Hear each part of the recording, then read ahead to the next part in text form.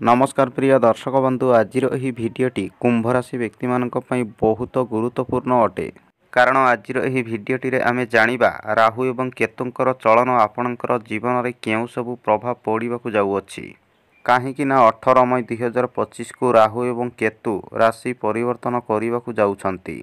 आउ जेबे राहु एवं केतु परिवर्तन करिवे कुंभ राशि व्यक्ति राहु एवं केतु कि प्रकार फल प्रदान करिवे, शुभ फल देवे ना अशुभ फल देवे जानिबा आजिर एही भिडियोटी रे राहु एवं केतुंकर संपूर्ण भविष्यवाणी विषय रे। कुंभ राशि व्यक्ति माने जानि रखंतु जे जेबे राहु एवं केतु परिवर्तन करिवे आपणकर जीवन में केउं सबु परिवर्तन आसिबाकु जाउअछि संपूर्ण विषय रे जानिबाकु चाहुथिले ए भिडियो को थरे मात्र शेष पर्यंत निश्चय देखंतु। आउ जदि प्रथम करी आम चैनल रे आसीचंती ताहले आम चैनल को सब्सक्राइब करंतु एवं वीडियो को गोटे लाइक करंतु, शेयर करंतु आउ कमेंट बॉक्स रे सहृदय रे ओम नमो राहुदेवाय अवश्य लिखंतु। एबे चलंतु दर्शक बंधु जानि नेबा जेबे राहु एवं केतु परिवर्तन करिवे कुंभ राशि व्यक्ति मानकर जीवन में केउं सबु बड़ परिवर्तन आसिबाकु जाउअछि। आउ जानि रखंतु जे एही कार्यक्रमटी जन्म राशि एवं चंद्र राशि पर आधारित अटे।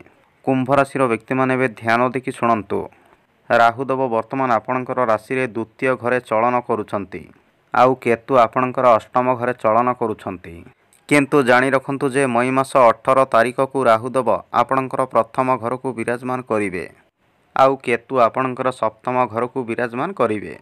कुंभ राशि व्यक्ति माने देखंतु पूरा गोटे वर्ष हैला राहु आपणकर द्वितीय घरे विराजमान अछंती आउ राहुदेव आपणकर द्वितीय घरे विराजमान रहिकी आपणको बहुत चतुर एवं चालाक मध्य बनाउछंती।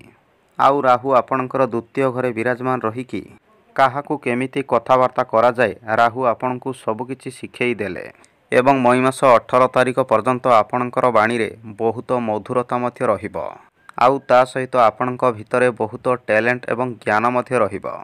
किंतु राहु आपणकर द्वितीय घरे विराजमान रहिकी किछि कुंभ राशि व्यक्ति माननकु अनेक दुख कष्ट मध्य देइछंती जेमिति कि आपण माने खाइबा पीबारे ध्यान न देबा आउ ता सहित जो व्यक्ति माने सबुबेले मद्यपान करुथिले से व्यक्ति मानकर जीवन रे मध्य राहुदेव अनेक समस्या सृष्टि करिछंती एवं किछि कुंभ राशि व्यक्ति मानकर जीवन रे राहुदेव अनेक शुभ फल मध्य प्रदान करिछंती एवं जो व्यक्ति माने कम्युनिकेशन क्षेत्र रे काम करुछंती से व्यक्ति माननकु मई मास 18 तारिख पर्यंत राहुदेव अनेक शुभ फल मध्य प्रदान करिवे।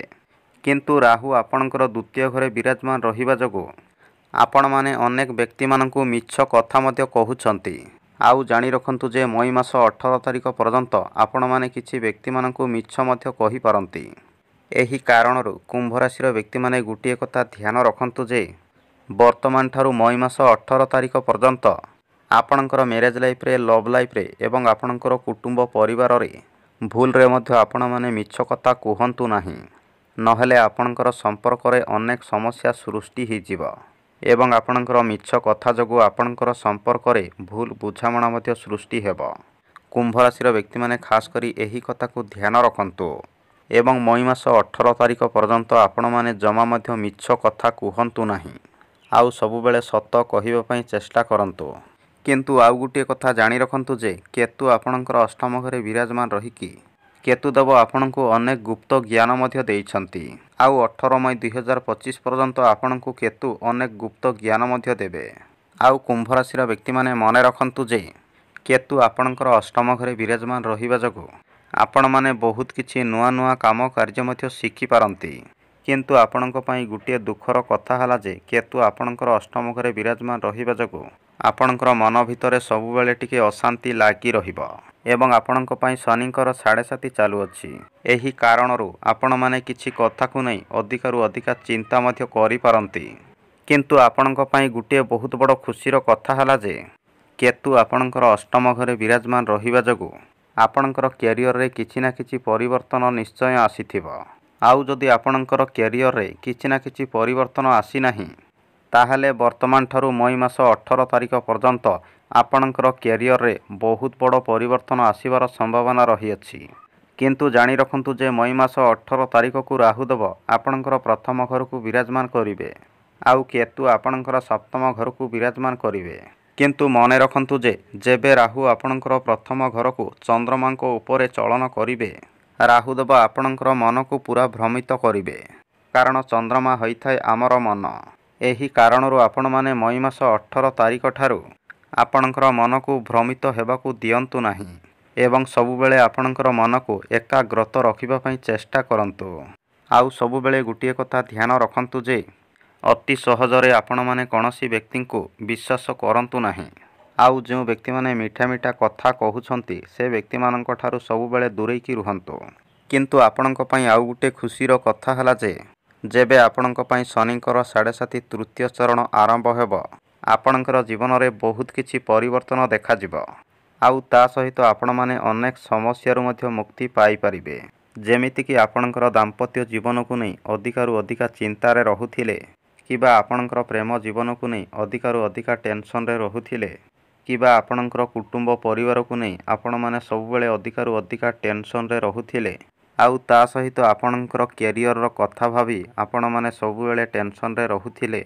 ଆଉ ଯଦି ଆପଣମାନେ ଋଣ କରଜକୁ ନେଇ ଅଧିକାରୁ ଅଧିକା ଚିନ୍ତା କରୁଥିଲେ, ଯଦି ଆପଣଙ୍କର ଜୀବନରେ ଏସବୁ ଦୁଃଖ କଷ୍ଟ ଲାଗି ରହିଅଛି ତାହେଲେ ଯେବେ ଶନିଙ୍କର 7.5 ତୃତୀୟ ଚରଣ ଆପଣଙ୍କ ପାଇଁ ଆରମ୍ଭ ହୋଇଯିବ ଆପଣଙ୍କର ଜୀବନରେ ଲାଗି ରହିଥିବା ଅନେକ ସମସ୍ୟାରୁ ଆପଣମାନେ ମୁକ୍ତି ପାଇପାରିବେ। କାରଣ ଯେବେ ରାହୁ ଆପଣଙ୍କର ପ୍ରଥମ ଘରେ ବିରାଜମାନ କରିବେ ଆପଣମାନେ ଋଣ ସୁଝିବାରେ ସଫଳ ରହିବେ ଏବଂ ଧୀରେ ଧୀରେ ଋଣ କରଜରୁ ମୁକ୍ତି ମଧ୍ୟ ପାଇପାରିବେ। ଆଉ ତା ସହିତ କର୍ମକ୍ଷେତ୍ରରେ ମଧ୍ୟ ଆପଣଙ୍କୁ ଅନେକ ସଫଳତା ମିଳିବ ଏବଂ ଆପଣ ଆପଣଙ୍କର ଶତ୍ରୁମାନଙ୍କ ଠାରୁ ମଧ୍ୟ ମୁକ୍ତି ପାଇପାରିବେ ଏବଂ ଆପଣଙ୍କୁ ପାରିବାରିକ ସୁଖ ମଧ୍ୟ ପ୍ରାପ୍ତି ହେବ। ଆଉ ଆପଣଙ୍କ ପାଇଁ ଆଉ ଗୋଟିଏ ଖୁସିର କଥା ହେଲା ଯେ ମଇ ମାସ 18 ତାରିଖ ପରେ ଆପଣମାନେ କିଛି ବ୍ୟକ୍ତିମାନଙ୍କ ସହିତ ପାର୍ଟନରସିପ୍ରେ ବେପାର ବିଜନେସ୍ ମଧ୍ୟ ଆରମ୍ଭ କରିପାରନ୍ତି ଏବଂ ଆପଣଙ୍କର ଡେଲି ଇନକମ୍ରେ ଧନ ବୃଦ୍ଧି ହେବାର ମଧ୍ୟ ବହୁତ ସମ୍ଭାବନା ରହିଅଛି ଏବଂ ଆପଣଙ୍କର ଇନକମ୍ରେ ମଧ୍ୟ କିଛି ନା କିଛି ପରିବର୍ତ୍ତନ ନିଶ୍ଚୟ ଦେଖାଦେବ। ଆଉ ଆପଣଙ୍କର ଫାଇନାନ୍ସରେ ବହୁତ ଭଲ ଗ୍ରୋଥ୍ ମଧ୍ୟ ଦେଖାଯିବ ଏବଂ କିଛି କୁମ୍ଭରାଶି ବ୍ୟକ୍ତିମାନଙ୍କର ବାହାଘରର ପ୍ରସ୍ତାବ ଫାଇନାଲ ହେବାର ମଧ୍ୟ ବହୁତ ସମ୍ଭାବନା ରହିଅଛି ଏବଂ ଆପଣଙ୍କର କାମ କାର୍ଯ୍ୟରେ ଆପଣଙ୍କୁ ବହୁତ ଭଲ ସଫଳତା ମଧ୍ୟ ମିଳିବ। ଆଉ ଆପଣଙ୍କୁ ଆପଣଙ୍କର ମାଲିକ ଏବଂ ମ୍ୟାନେଜରଙ୍କର ପୁରା ସପୋର୍ଟ ମଧ୍ୟ ମିଳିବ ଏବଂ ଯେଉଁ ବ୍ୟକ୍ତିମାନଙ୍କ ପାଖରେ ଚାକିରି ନାହିଁ ଚାକିରି ଅପେକ୍ଷାରେ ରହିଛନ୍ତି ସେ ବ୍ୟକ୍ତିମାନଙ୍କୁ ମଇ ମାସ 18 ତାରିଖ ପରେ ଚାକିରି ମିଳିବାର ମଧ୍ୟ ବହୁତ ସମ୍ଭାବନା ରହିଅଛି ଏବଂ ଯେଉଁ କୁମ୍ଭ ରାଶିର ବ୍ୟକ୍ତିମାନେ ରାଜନୀତି କ୍ଷେତ୍ରରେ ଅଛନ୍ତି ସେ ବ୍ୟକ୍ତିମାନଙ୍କର କ୍ୟାରିୟରରେ କିଛି ବଡ଼ ପରିବର୍ତ୍ତନ ଆସିବାର ମଧ୍ୟ ସମ୍ଭାବନା ରହିଅଛି ଏବଂ ଆପଣମାନେ ଆପଣଙ୍କର ପ୍ରତ୍ୟେକ କାମ କାର୍ଯ୍ୟକୁ ସର୍ଟକଟ୍ରେ ପୂରଣ କରିବା ପାଇଁ ମଧ୍ୟ ବହୁତ ଚେଷ୍ଟା କରିବେ। ଆଉ ତା ସହିତ ଆପଣମାନେ ବହୁତ ଖୁସି ମଧ୍ୟ ଅନୁଭବ କରିପାରିବେ ଏବଂ ଯେଉଁ ବ୍ୟକ୍ତିମାନେ ଷ୍ଟକ୍ ମାର୍କେଟ ସେୟାର ମାର୍କେଟରେ ଧନ ଇନଭେଷ୍ଟମେଣ୍ଟ କରୁଛନ୍ତି ସେ ବ୍ୟକ୍ତିମାନଙ୍କୁ ଅଚାନକ ଧନ ଲାଭ ମିଳିବାର ମଧ୍ୟ ବହୁତ ସମ୍ଭାବନା ରହିଅଛି। ଆଉ ଯେଉଁ କୁମ୍ଭରାଶିର ବ୍ୟକ୍ତିମାନେ ଅନଲାଇନ୍ ଏବଂ ଡିଜିଟାଲ ଜିନିଷପତ୍ର କିଣାବିକା କରୁଛନ୍ତି ସେ ବ୍ୟକ୍ତିମାନଙ୍କୁ ବହୁତ ଭଲ ଲାଭ ମିଳିବାର ମଧ୍ୟ ସମ୍ଭାବନା ରହିଅଛି ଏବଂ ଯେଉଁ ବ୍ୟକ୍ତିମାନେ ଲଭ୍ ଲାଇନ୍ରେ ଅଛନ୍ତି ମଇ ମାସ 18 ତାରିଖ ପରେ ସେ ବ୍ୟକ୍ତିମାନଙ୍କର ବାହାଘର ହେବାର ମଧ୍ୟ ବହୁତ ସମ୍ଭାବନା ରହିଅଛି ଏବଂ ମଇ ମାସ 18 ତାରିଖ ପରେ ଆପଣମାନେ ନୂଆ ଗାଡ଼ି କିମ୍ବା ନୂଆ ଘର କିଣିବା ପାଇଁ ମଧ୍ୟ ପ୍ଲାନିଂ କରିପାରନ୍ତି। ଆଉ ତା ସହିତ ଆପଣମାନେ କିଛି ଜମିବାଡ଼ି ପ୍ରପର୍ଟି କିଣିବା ପାଇଁ ମଧ୍ୟ ପ୍ଲାନିଂ କରିପାରନ୍ତି। ଆଉ ଏସବୁ କାର୍ଯ୍ୟରେ ଆପଣମାନେ ସଫଳ ମଧ୍ୟ ହୋଇପାରନ୍ତି ଏବଂ ମଇ ମାସ 18 ତାରିଖ ପରେ ଆପଣଙ୍କୁ ଆପଣଙ୍କର ମାଆଙ୍କର ସୁଖ ମଧ୍ୟ ମିଳିବ। ଆଉ ତା ସହିତ ଆପଣଙ୍କୁ ପିତାଙ୍କର ପୁରା ସହଯୋଗ ମିଳିବ ଏବଂ ଯେଉଁ ବ୍ୟକ୍ତିମାନେ ଚାକିରି କରୁଛନ୍ତି ସେ ବ୍ୟକ୍ତିମାନଙ୍କୁ ପ୍ରମୋସନ୍ ମିଳିବାର ବହୁତ ସମ୍ଭାବନା ରହିଅଛି। କିନ୍ତୁ କୁମ୍ଭ ରାଶିର ବ୍ୟକ୍ତିମାନେ ଖାସ୍ କରି ଗୋଟିଏ କଥା ଧ୍ୟାନ ରଖନ୍ତୁ ଯେ ଦିନେ ଦିନେ ଆପଣଙ୍କର ମ୍ୟାରେଜ୍ ଲାଇଫ୍ରେ ଭୁଲ ବୁଝାମଣା ସୃଷ୍ଟି ହେବାର ବହୁତ ସମ୍ଭାବନା ରହିଅଛି। ଏହି କାରଣରୁ ମଇ ମାସ 18 ତାରିଖ ଠାରୁ ଆପଣଙ୍କର ମ୍ୟାରେଜ୍ ଲାଇଫ୍କୁ ଆପଣମାନେ ଅଧିକାରୁ ଅଧିକା ଧ୍ୟାନ ରଖନ୍ତୁ। ଆଉ ଆପଣଙ୍କର ମ୍ୟାରେଜ୍ ଲାଇଫ୍ରେ ଆପଣମାନେ ଜମା ମଧ୍ୟ ଆର୍ଗୁମେଣ୍ଟ କରନ୍ତୁ ନାହିଁ, ନହେଲେ ଛୋଟ ସମସ୍ୟା ମଧ୍ୟ ଆପଣଙ୍କ ପାଇଁ ବହୁତ ବଡ଼ ହୋଇଯିବ। କାରଣ 18 ମଇ 2025କୁ କେତୁ ଆପଣଙ୍କର ସପ୍ତମ ଘରକୁ ବିରାଜମାନ କରିବେ। ଏହି କାରଣରୁ ଦିନେ ଦିନେ ଆପଣଙ୍କର ମ୍ୟାରେଜ୍ ଲାଇଫ୍ରେ ଅଶାନ୍ତି ଦେଖାଦେବା ସହିତ ଭୁଲ ବୁଝାମଣା ମଧ୍ୟ ସୃଷ୍ଟି ହେବାର ବହୁତ ସମ୍ଭାବନା ରହିଅଛି। ଏଥିପାଇଁ ଆପଣମାନେ ମଇ ମାସ 18 ତାରିଖ ଠାରୁ ଆପଣଙ୍କର ମ୍ୟାରେଜ୍ ଲାଇଫ୍କୁ ବିଶେଷ ଧ୍ୟାନ ରଖନ୍ତୁ। କିନ୍ତୁ ଆପଣଙ୍କ ପାଇଁ ଖୁସିର କଥା ହେଲା ଯେ ଯେବେ କେତୁ ଆପଣଙ୍କର ସପ୍ତମ ଘରକୁ ବିରାଜମାନ କରିବେ ଆପଣମାନେ କିଛି ନୂଆ ବେପାର ବିଜନେସ୍ ମଧ୍ୟ ଆରମ୍ଭ କରିପାରନ୍ତି ଆଉ ଦେବଗୁରୁ ବୃହସ୍ପତି ମଧ୍ୟ ଆପଣଙ୍କର ପଞ୍ଚମ ଘରକୁ ବିରାଜମାନ କରିବେ। ଆଉ ପଞ୍ଚମ ଭାବରେ ବୃହସ୍ପତି ଅତ୍ୟନ୍ତ ଶୁଭ ଫଳ ମଧ୍ୟ ପ୍ରଦାନ କରିଥାନ୍ତି।